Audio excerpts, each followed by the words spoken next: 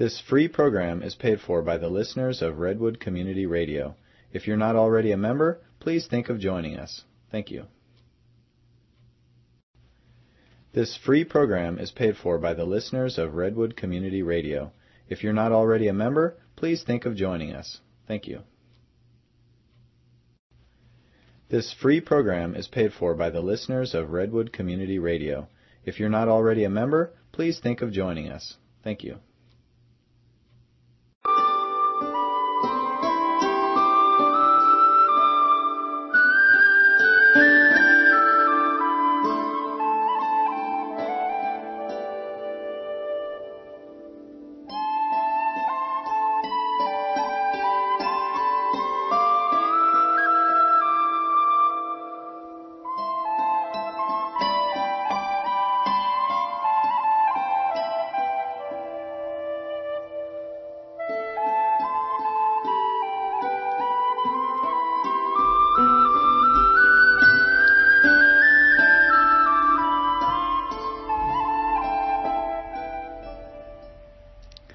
Well, welcome to this month's Ask Your Herb Doctor. My name's Andrew Murray. My name's Sarah Johannesson Murray. My name's Sarah Johannesson Murray.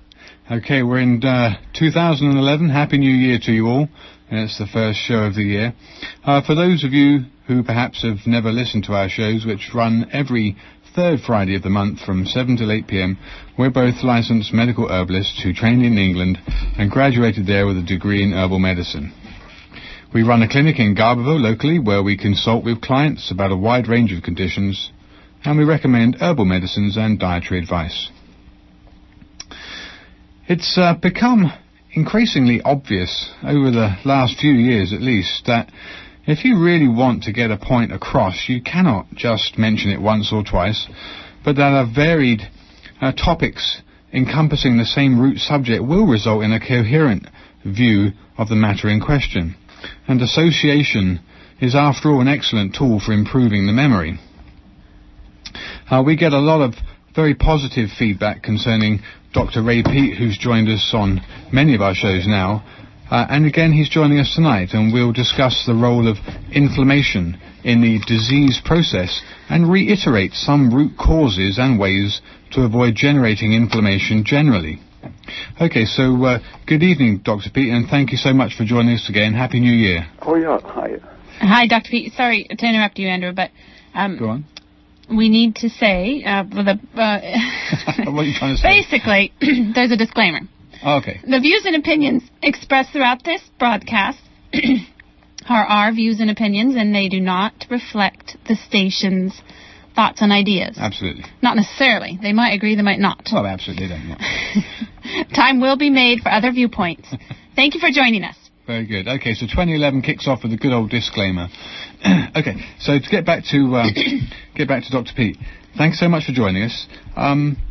As always, for folks who've not listened to our show before, let alone perhaps heard you on the shows, would you perhaps just go over your academic and professional career? I was a student and teacher in the humanities for about 10 or 15 years before I studied in graduate school of biology, basically nerve biology and reproductive biology. And I've taught a few courses in biochemistry and immunology and other things. Okay. I know you've extensively written papers, fully referenced papers on many different topics, and I know that a lot of the programs that you've joined us on have really been a broad range of separate subjects, but interrelated in many different ways. And I know the topic for tonight's discussion is the role of inflammation on the human body, what inflammation does, how is it generated, how can you do something about it. But perhaps people that are listening, would you just briefly discuss what you think we all understand when we hear the word inflammation, and then we'll go over the broad view of inflammation in a newer thinking. The thinking is actually fairly old, but it's been brought up by contemporary doctors. So what do you think people first understand when they hear inflammation? How do we understand it? About 50 years ago or so, when I was in school, they were teaching that inflammation is part of the curative healing process, so we needed to kill germs and heal. Okay. But in the last 10 or 20 years, the change has been seeing it occurring in all of the degenerative diseases, Alzheimer's, Parkinson's, heart disease, arthritis, and so on. Okay. So it's pretty abrupt in the 20th century that there was this sudden change to seeing inflammation as at least not all good, maybe all bad. Okay. Do you know that from because I'm reading a little bit about Plato and Aristotelian views of medicine, and I know from an inflammatory point of view they definitely had a different metaphor for understanding it. Given that the doctor Ilya Mechnikov and later on Raymer, was it? So I like you can describe the Jamie Cunliffe. That's it, yeah. With the view of inflammation that both Ilya Mechnikov and the later doctor have brought around, would you describe the difference between it and how fundamentally it makes such a big difference to the way we should understand what it is that causes it and how to help ourselves? Mechnikov had worked primarily as an embryologist, understanding the organization of developing primitive organisms and more complex. And when he saw the phagocyte process, when he put a splinter in an organism and saw cells gathering around it, he interpreted that in the context of what he knew best, which was how the organisms create and maintain their body structure. And it was partly the fact that the Nobel Prize went simultaneously to him with that very biological view of immunity, and to Ehrlich, who was working with chemical poisons. And the idea of immunity as killing bad organisms took over throughout the United States and most of the world for most of the 20th century. And that, as Americans started studying the white blood cells and the thymus gland and things that we think of as part of the immune system, they were influenced by the drug industry. Ehrlich's looking for the bullets to kill the evil organisms. That passed over to thinking about antibodies and cells as aimed primarily at organisms that are trying to take over. It reminds me of how you've described the progression of hepatitis C being, we're told that it's this nasty bug, but maybe it's just the body's trying to rearrange something, and there's an inflammation and a process that's going on that is from damage. Yeah, the retroviruses in general, we've got lots of them, and they seem to be as much part of us as anything, and they don't do anything that for sure is harmful. And if you mess up an organ like poison the liver, you get a bunch of these retroviruses, which why they call them retro is that normally DNA makes RNA and RNA makes protein, but there are enzymes which will turn RNA into DNA, and that was first observed in 1979, but at that time Trochen and Lamarck they had been totally weeded out in the late 1940s with the Cold War. All of Lamarck's followers were fired from all of the teaching positions in the U.S. And so in 1979, when the idea that information could go from RNA to DNA was demonstrated, my professors unanimously said it's impossible. That's Lamarckian and not permitted. Just so that people listening understand the DNA is a thing in our cells that codes for the manufacture of proteins and many things that are necessary. The RNA is the messenger, the transcription factor for producing the DNAs. If the retroviruses then can actually manufacture DNA, that DNA then can get into our mitochondria and or affect a change in its own right, because it's DNA. And some of the people inclined in the direction of Lamarck, Barbara McClintock and Lysenko, they had proposed that you can get genetic change. Eventually, Barbara McClintock got the Nobel Prize for it, but about 40 years too late, demonstrating that they believed that information can flow from the environment into the DNA, and some of these people were actually saying that there should be enzymes such as are seen in retroviruses, enzymes that can create new DNA in response to environmental experience. Well, that reminds me about that test. I think you said it was in Egypt, Dr. Pete? Oh, yeah. There was in many countries there was a schistosomiasis epidemic. It was pretty chronic, and a very high percentage of Egyptians had it, and they were treated for that with some chemicals that injured their liver.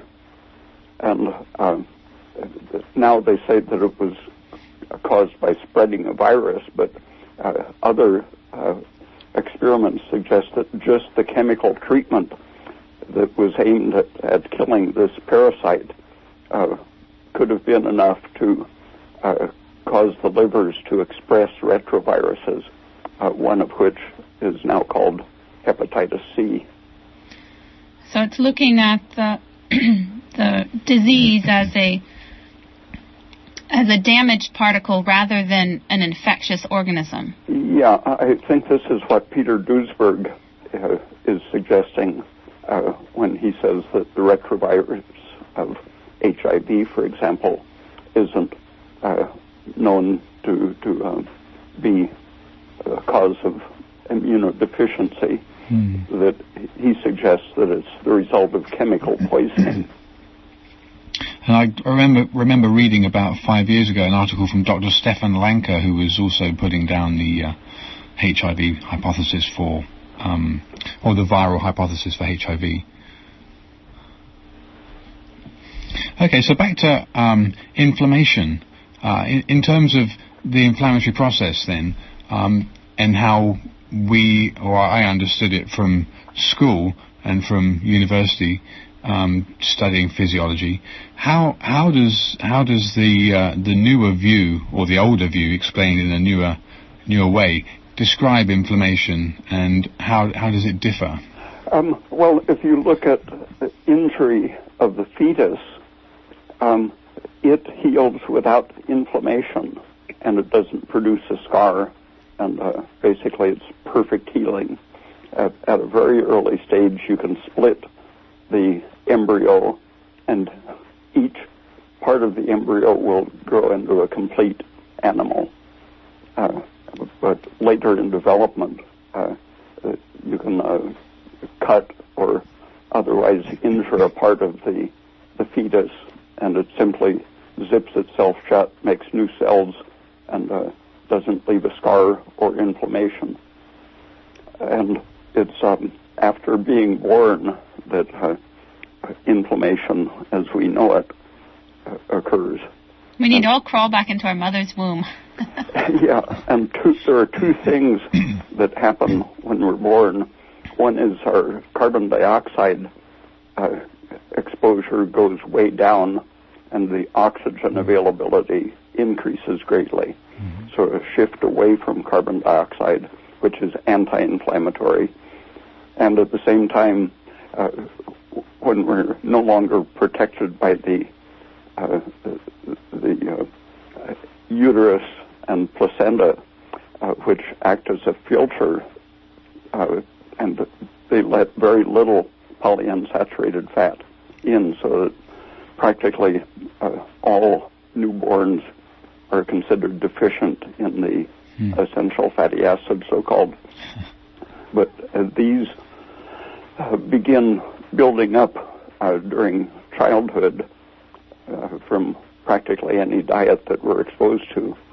And that, combined with the reduced availability of carbon dioxide, you can account for basically all of the features of inflammation and degeneration that are distinct from the prenatal healing process.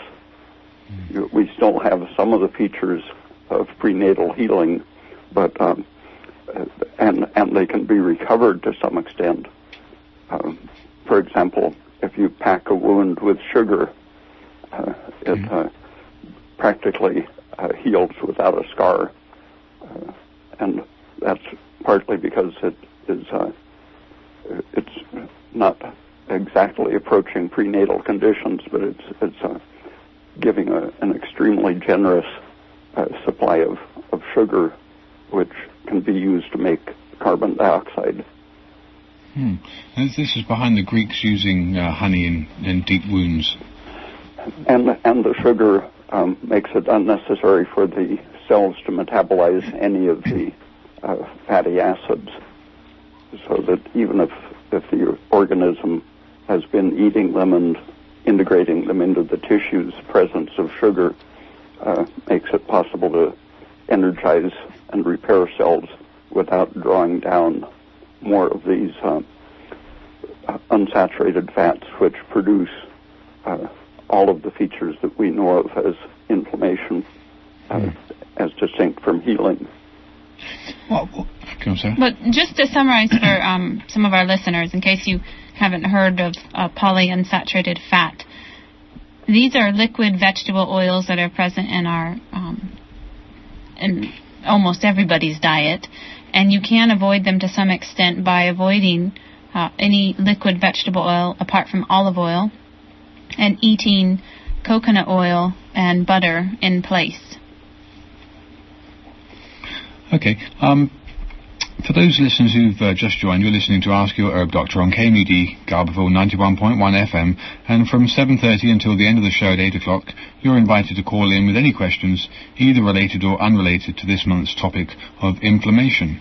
The number here, if you live in the area, is 923-3911, or if you live outside the area, the toll-free number is 1-800-KMUD-RAD. Okay, so those two things then, the decrease in carbon dioxide and the increase in polyunsaturated fatty acids.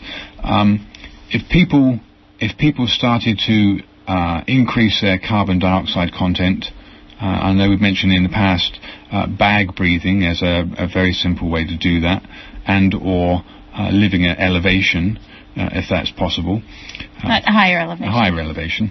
And cutting out polyunsaturated fatty acids. What else could be done in a person to lessen their chance of the inflammation that may otherwise be generated?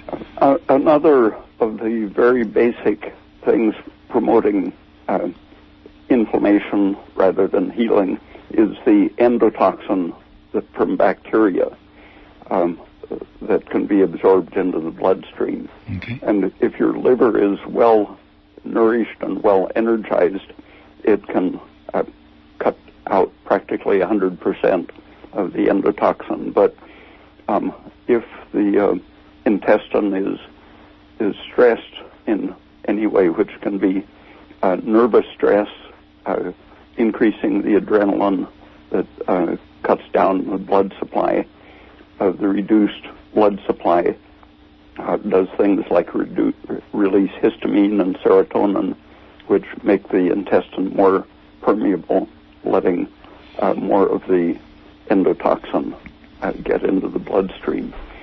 And the endotoxin does the same thing throughout the body. It increases the permeability, lowers the energy, and increases the inefficiency that shows up as inflammation in its various things, such as swelling, turning red,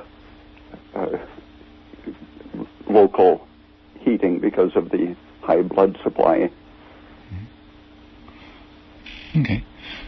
So basically, stress is a big killer, along with other things that promote inflammation. I know for our listeners, I've just been thinking, while Dr. Pete's been talking about stress, that there's lots of herbs that can help to de-stress you. I know thyroid is also something that can help your body work better and not run on so much adrenaline and stress hormones. And a lot of people who get extremely stressed are often running on adrenaline to keep their metabolism up rather than running on an adequate amount of thyroid. So, Dr. Pete, do you have anything else to add to how we can help minimize stress? Keeping the intestine as clean as possible, moving stuff along, raw carrots or bamboo shoots happen to be antiseptic vegetable material that doesn't feed the bacteria and tends to suppress the bacterial growth so that it doesn't come too far up the intestine. And they also bind the endotoxin and other chemicals that should be eliminated. If the intestine is sluggish, what the liver has excreted into the bile trying to get rid of will be reabsorbed farther down the intestine and come back to poison the liver. And if you keep a stream of good, clean material moving through, you can lower the toxins that should be excreted, and that would include unwanted hormones, including estrogen, which the liver should be able to 100% eliminate as they reach the liver.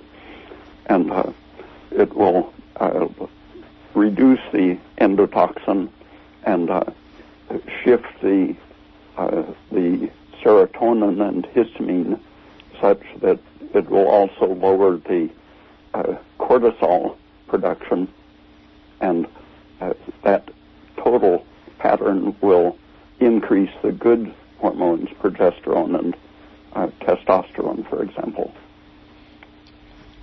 Okay. And for those who might like a nice recipe, Dr. Pete's suggested that if you add apple cider vinegar or lemon or lime juice to raw grated carrots with some salt and coconut oil or olive oil, that it's even more antimicrobial, antiviral, antibacterial, as well as antifungal with the apple cider vinegar. Dr. Pete, what do you think about using anti-inflammatories as another means to lower inflammation in addition to what we've talked about briefly for foods and avoiding foods?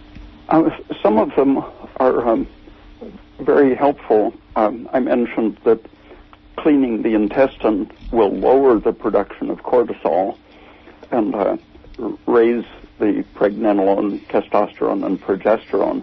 These are natural, most powerful anti-inflammatory things to stabilize the fetus is exposed to an extremely high concentration of progesterone until it's born. And so if keeping our production of progesterone as high as possible can make a big difference in susceptibility to inflammation and degeneration. But aspirin and related things, a lot of fruit chemicals are similar to aspirin and have a protective effect. What particular fruit chemicals? I'm specifically thinking of naringin and naringin in oranges. Okay. Is that in grapefruits as well? Have I heard that from... Well, there's another one in grapefruit that happens to poison an enzyme system in the liver, letting estrogen accumulate tremendously. Right. And this is such a well-known medical fact that in Fortuna maternity ward they say we no longer serve grapefruit juice to our pregnant mothers because it interferes with the hormones. Right, they didn't specify that it blocked the P450 enzyme that helps the liver excrete excessively high or all of the excess estrogen. Okay, so naringin, and then was there anything else that you think of? No. Okay. Do you know? Have you heard, or have they done in the past? I can't imagine they haven't. But animal experiments modelling after keeping the CO2 concentration high, keeping all the inflammatory products that would normally be associated with an animal's diet or their environment out, and measuring different things to see how they performed or how longer they lived or how... About 70 years ago, people were noticing that food restriction could increase lifespan 30 or 40%. Then it has gone through phases in which they saw that this could happen in even adult animals could live longer and healthier by reducing the food intake. But then they started trying different specific foods, and it happens that the foods which are eliminated are those which produce inflammation in various ways. For example, the polyunsaturated fats and the amino acids that contribute to inflammation, such as tryptophan and methionine. Just eliminating one of these will increase longevity about 30 or 40% in animal studies. Okay. Wow, that's a lot, 30 to 40%. So these Indians that live to 120 years of age, live in the Himalayas, I mean, the Andes, excuse me, are they just not eating any polyunsaturated oils? And I mean, do you know anything about that? At high altitudes, all of these long-lived cultures in South America and the Caucasus and Nepal, they all lived at fairly high altitudes and were surrounded by glaciers in most of the cases, so that they were drinking water that was fairly recently high-altitude snow, which happens to be isotopically different from sea level water. It's been refined by a repeated distillation as it rains out, going to higher and higher altitudes.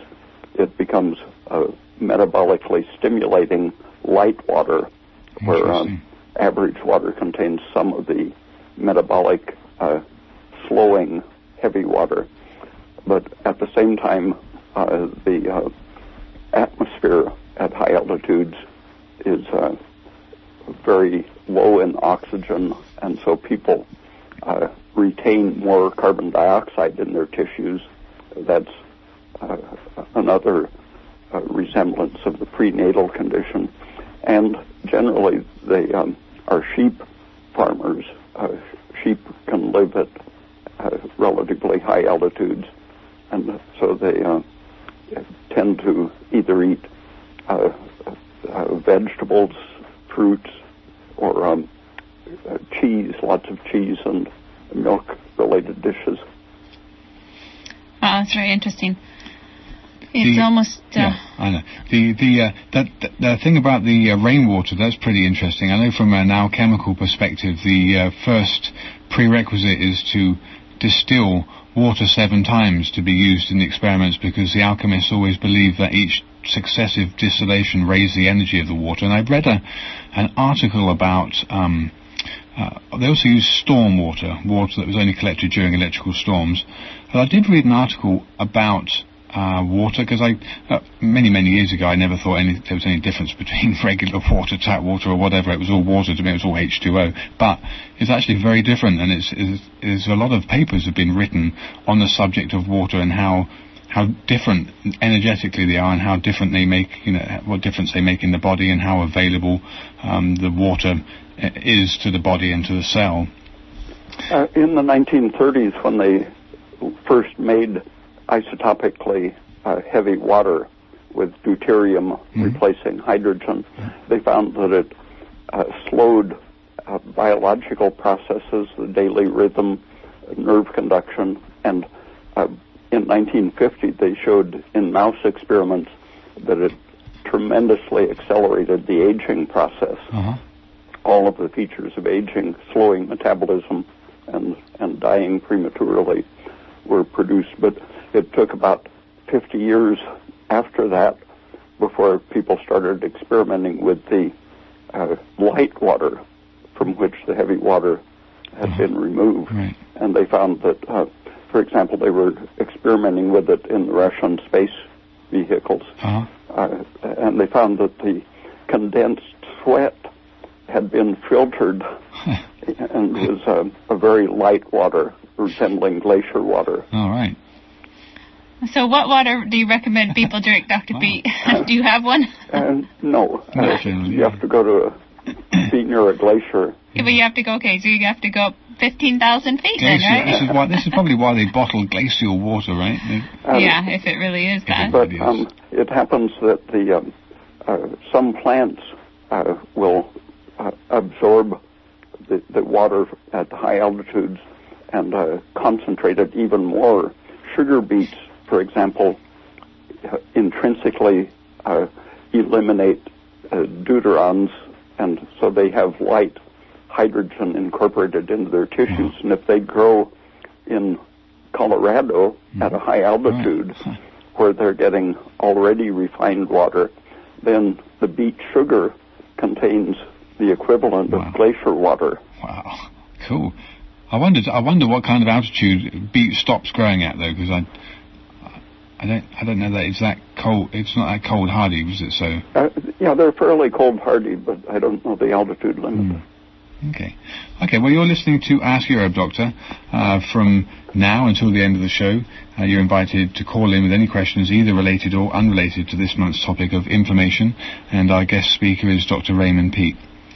So until people start calling, the cell communication thing is quite interesting to me, in terms of, I think when people, when we were taught physiology, we were taught about phagocytic activity engulfing cells and cell drinking activities, and I understand that these descriptions are not that accurate. The language with which it's been described is pretty erroneous, if you like, to use a better word. What do you think about, in the context of what you understand, cell communication, cell-to-cell communication? I think it works on many different levels, but I think the important one has been sketched out by starting with people like Albert St. Georgi, who demonstrated that cells, muscle systems and secretory systems and such are tuned electronically to the properties of the molecule that are they talk about them as quantum chemical features, but it's just the way the electrons resonate in the particular molecules, and that's because the whole cell is tuned to resonate to certain substances. There's a recent lecture by, I think his name is Luca Turin, a Google lecture on pharmacology, but it is showing the current vitality of that idea of Albert St. Georgi, which another person, Mei-Wan Ho, has a website talking about the coherence of an organism, and her website has a picture of a worm made through a polarizing microscope, showing that there is coherence on the atomic level all the way through the little worm. And I think that kind of coherence, electronic or chemical and electrical interaction, is at the basis of such things as cell recognition.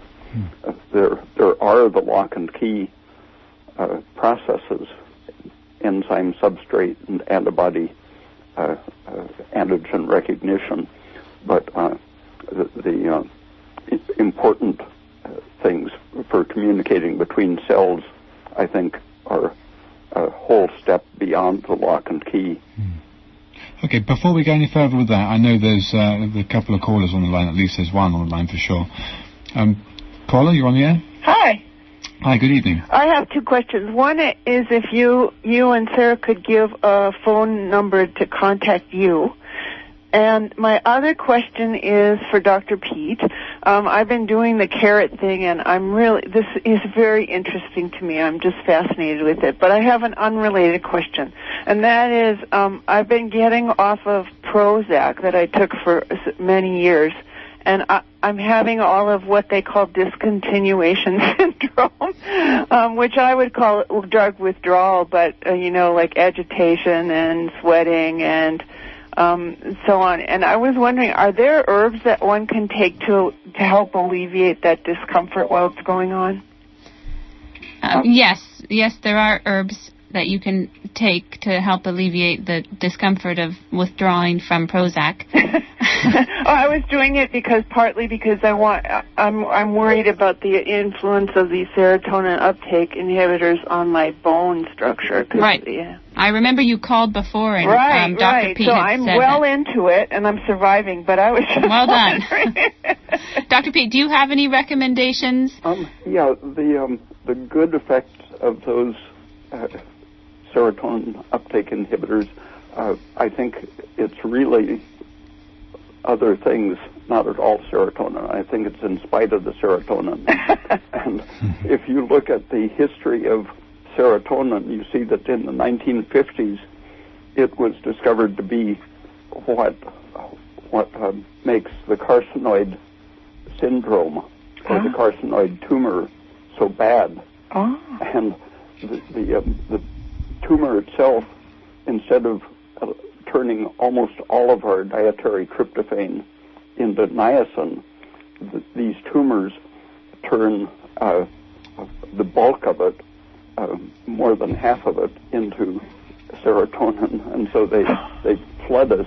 They're worse than Prozac, and the features well defined for this massive overdosing of serotonin are a good insight into what's going on with the drug industry.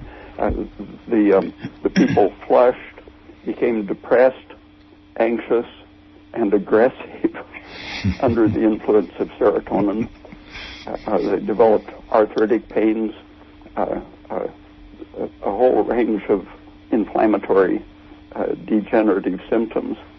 The skin would eventually thicken, heart valves would become fibrotic, and these are things that are now being seen associated with the uptake inhibitors, osteoporosis, heart disease, breast cancer, obesity. And here serotonin is the supposed good guy, and it's just another mediator of inflammatory responses. Well, I don't think it's that good because getting off of it is really awful. It must have been doing something else besides making me feel a little better. Yeah, there are good ways to get off.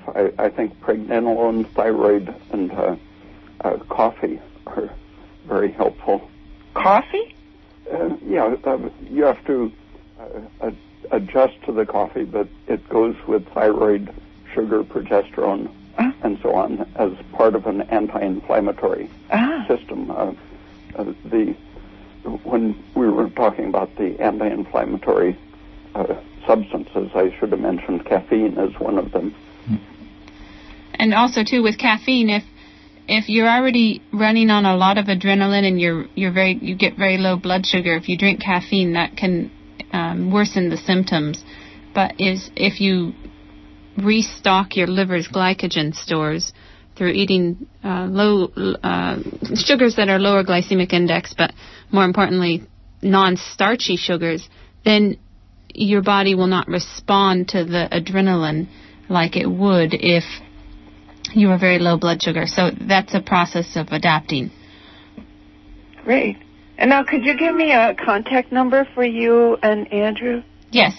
Are you within the 707 area code? Yes, I am. Yes. Okay. I'm in Laytonville, so I'm not that far away. Okay, so it's 986 9506 and extension 2 to ask questions, extension 3 to set up a consultation. Oh, okay. And you're in Garberville, right? Yes, our clinic is located in Garberville. Okay, I just couldn't find you in the phone book, so I thought this month I'm going to get your phone number. So thank you so much, and thank you, Dr. Pete. I'm reading things on your website. It's so informative. Thank you. Thank you for your call. Thank you. Okay, I think, is there another caller? Well, someone had a question about arnica, how it works, and how to use it. Okay. Arnica is a very anti-inflammatory flower, and you really need to have an oil made from arnica. You'd want to make a macerated oil, and this is how we make it. And then we don't actually sell it to stores for retail like we do Does it grow around here? Herbal tinctures.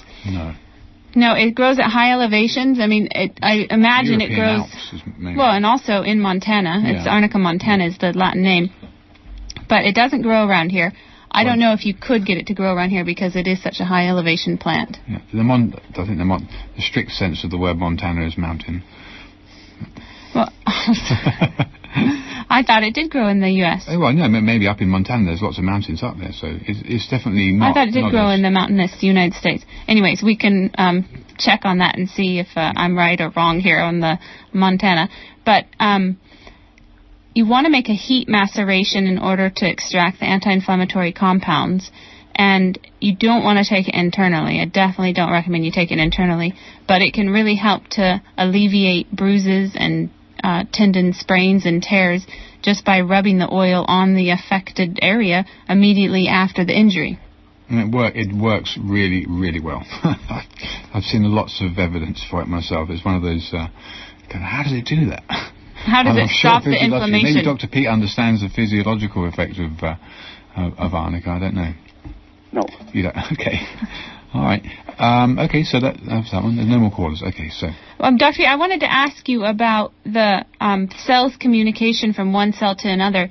You were talking how they can communicate to each other, and I think there is also a study that you mentioned to me about cells communicating even through, like, a piece of plastic. That was the Gerbiches in the 1920s and 30s were demonstrating that if you used quartz that passes certain frequencies of ultraviolet, they demonstrated that cells could stimulate cell division across the thin sheet of quartz.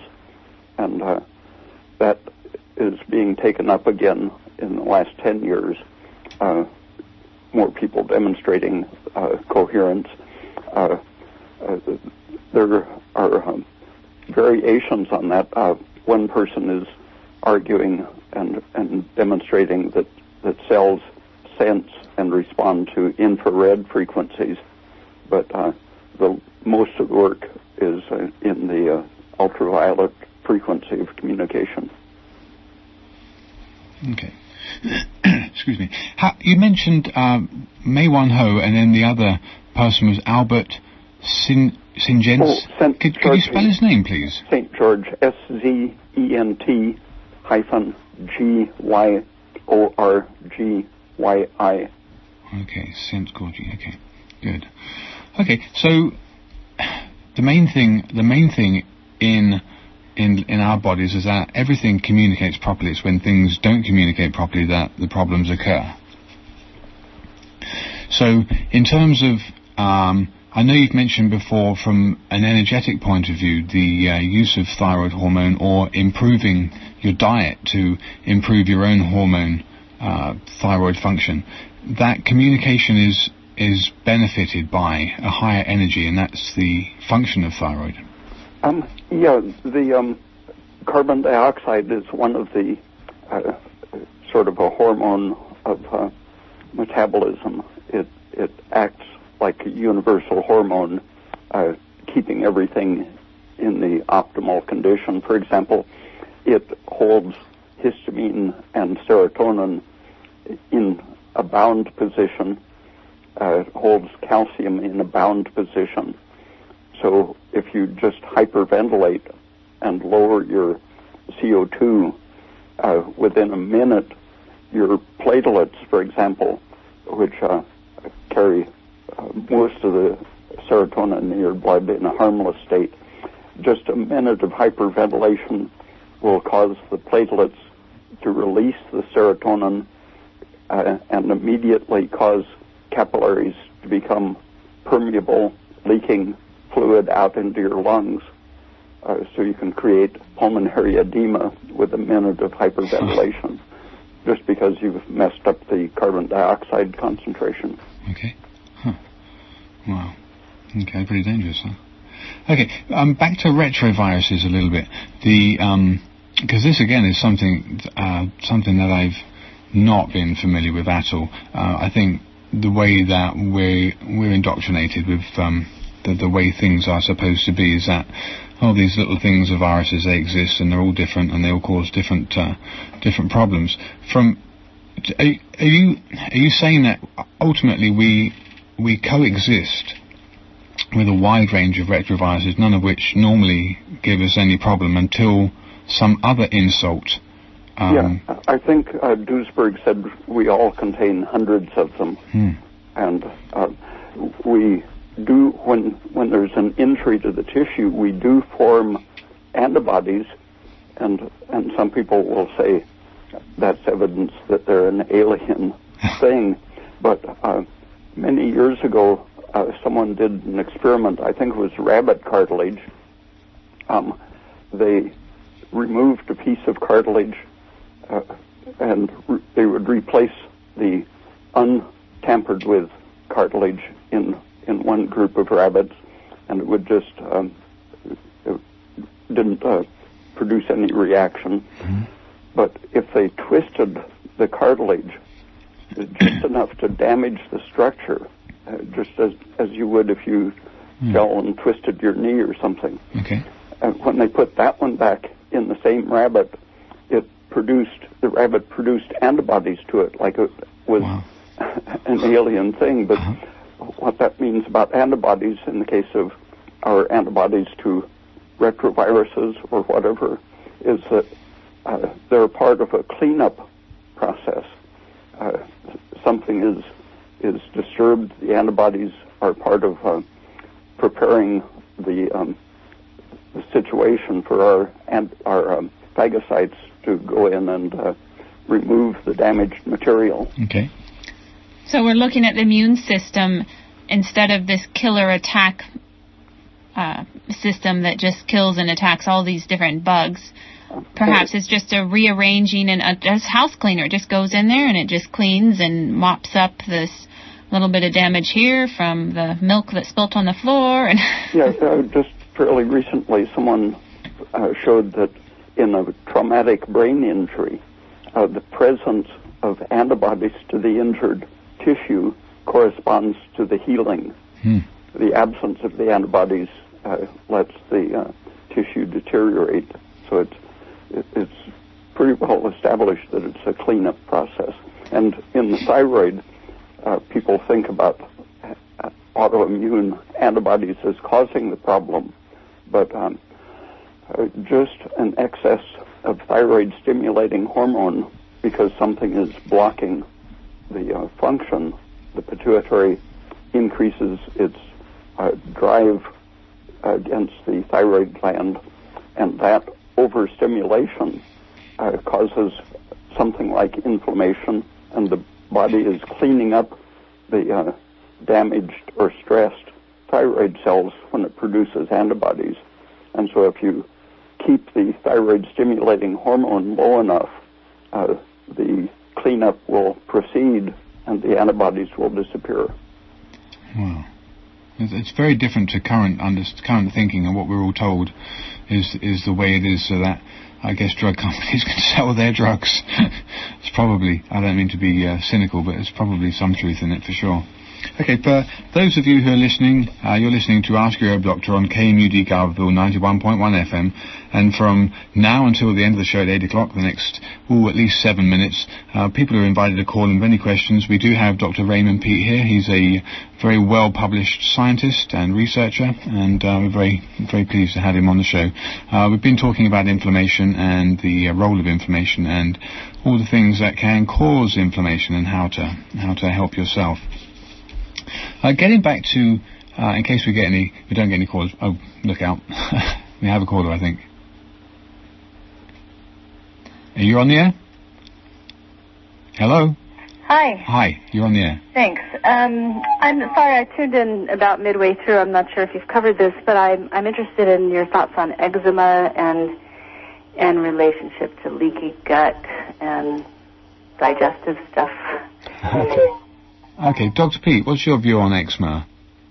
Say it again, I didn't hear. The lady was asking about eczema in relation to leaky gut and or... Well, the celiac disease is one of the causes of both skin disease and arthritis. The celiac disease, among other things, will allow endotoxin into your circulation. Right. And low thyroid is probably the most common thing associated with just ordinary eczema. And that's because when your thyroid is low, the circulation to your intestine is poor, the serotonin is high, and there's a combination of endotoxin and the serotonin, for example, will cause the skin to have abnormal growth patterns. Would psoriasis then be in the same category? I think so. That's so interesting. And that's why when people who have eczema and psoriasis take liver herbs like dandelion and burdock, that they notice an improvement. It's generally not enough to cure them, but they do notice an improvement. The curative effect has to be more of a combination of looking at the whole system, like the thyroid and the diet, and how that influences in overall inflammation. But working on the digestive tract definitely makes a big difference with eczema and psoriasis. Thank you. And can I ask one more question in relationship to the celiac disease? Do you think the tests that test you for gluten allergies are good? Accurate? Yeah, accurate. Dr. Peat, did you hear that question? Well, the blood tests are... They can very clearly demonstrate the enzymes involved in it, but I think gluten is toxic in itself to anyone. It's just that some people are more resistant to it. It has an overlap with the transglutaminase enzyme, which is there's a lot of it in the skin and in the intestine, and it happens to be an enzyme that's activated by estrogen, and I think that's why women have more of the problem with it, but it isn't that it's the some particular disease. It's that and that gluten is just absolutely not intended as a food. The seeds create the protein gluten as a storage form, but also as a byproduct, it discourages animals from eating it because it contains these amino acids that contribute to inflammation.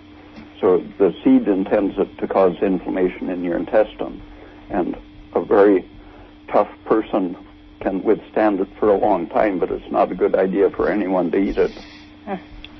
And traditionally, Europeans ate bread, but it was always soured, and the actual souring process does change the gluten into a less allergenic form, although some people are still react adversely to it.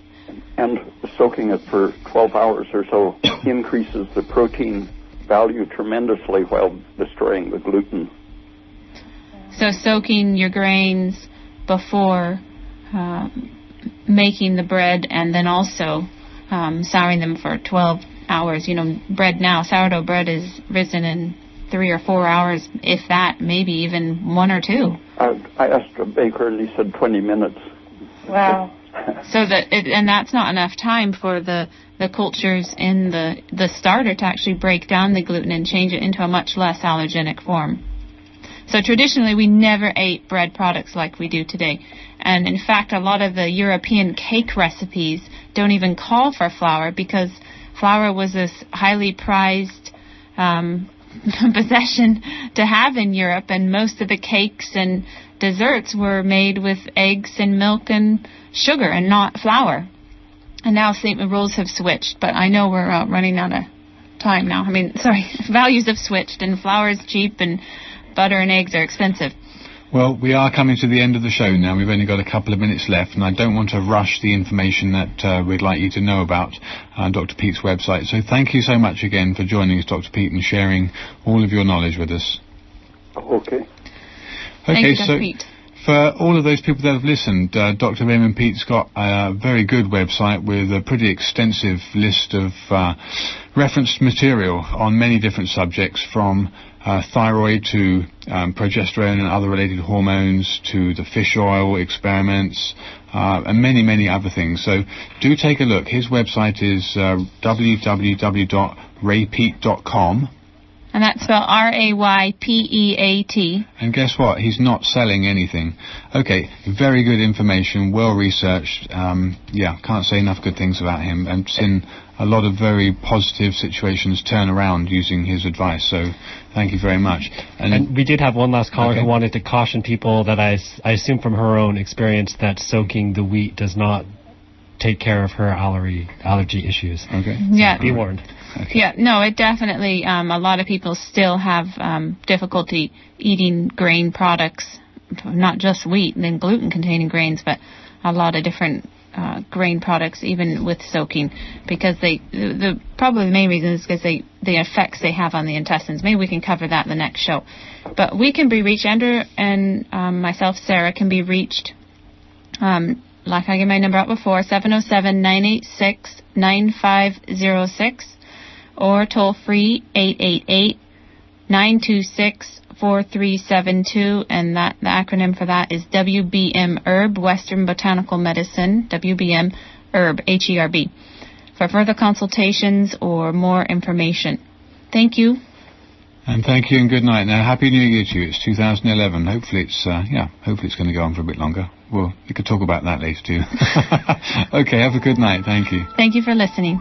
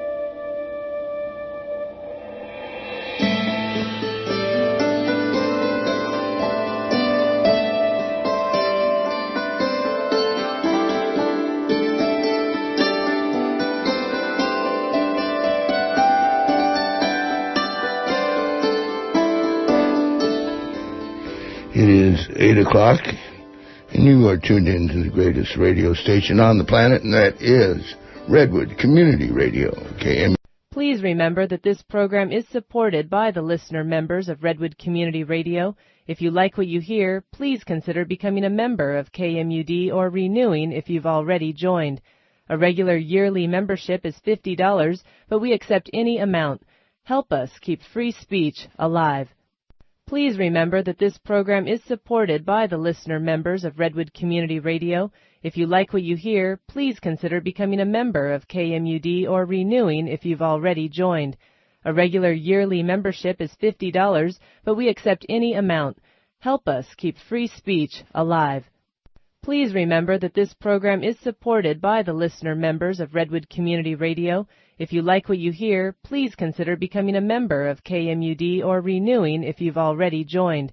A regular yearly membership is $50, but we accept any amount. Help us keep free speech alive.